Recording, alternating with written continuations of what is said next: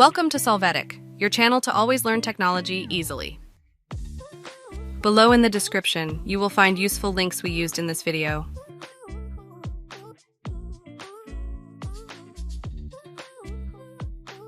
Today in Solvetic, we will see how to auto-archive emails Outlook. Open your Outlook app. When you do this, from the File menu, click on Options.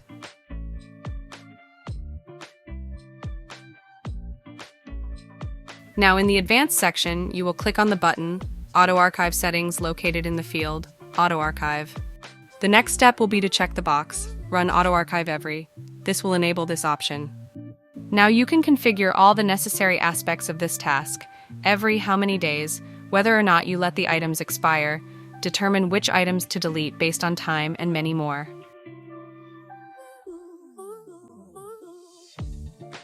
When you define this, click on OK and again on OK to close the Outlook options window.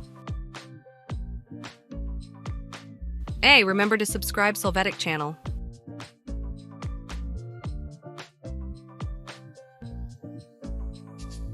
We hope it has been helpful for you. Here are links to watch more videos of your interest and subscribe to the Solvetic channel. Thank you.